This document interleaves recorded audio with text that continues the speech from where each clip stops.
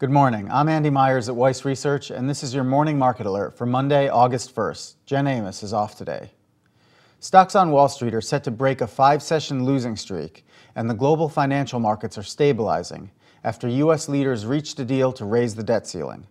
President Obama, Senate Democratic leader Harry Reid, and Senate Republican leader Mitch McConnell all announced the agreement last night. It would increase the government's borrowing limit by $1 trillion, coupled with a $1 trillion cut in discretionary spending. A special bipartisan congressional committee will be formed to recommend further cuts, which would allow the debt ceiling to be raised enough to last through next year. If the second debt reduction package is not passed before Thanksgiving, it would trigger automatic cuts to programs favored by both Republicans and Democrats. President Obama said the leaders of both parties in both chambers have backed the deal, but House Democratic leader Nancy Pelosi said her caucus may not support the agreement, and Speaker John Boehner may still have trouble winning the votes of Tea Party conservatives. And even if the deal is passed, it may not be enough for the ratings agencies. Standard & Poor's has said it would take a deficit reduction package of around $4 trillion for it to maintain its AAA rating on U.S. government debt. So many analysts still believe that a downgrade could come as early as this week, which would throw the global markets into turmoil. But for now, investors are applauding the deal. Stocks around the world are rallying, along with riskier assets such as commodities. Right now, crude oil is rising by $1, trading close to $97 a barrel. However, gold is dropping back from an all-time high, but is still above $1,620 an ounce.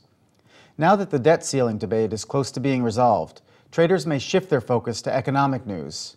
Today, we'll get a look at how the manufacturing and construction industries did last month. And tomorrow brings a report on personal income and spending.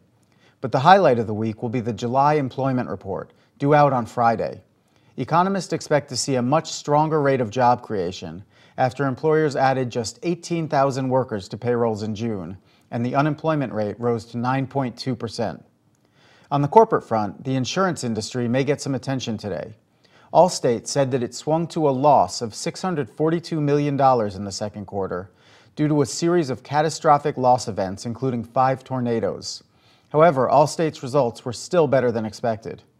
Meanwhile, health insurer Humana is jumping more than 6% after it posted a 35% increase in profit. Humana also raised its earnings estimate for the full year above its previous forecast. And one more stock mover to tell you about today is the UK banking giant HSBC. It's sharply higher in London trading and on Wall Street, after saying it will slash around 30,000 jobs worldwide to cut costs and revamp its business. 5,000 workers have already been laid off in the US, UK, France, Latin America, and the Middle East.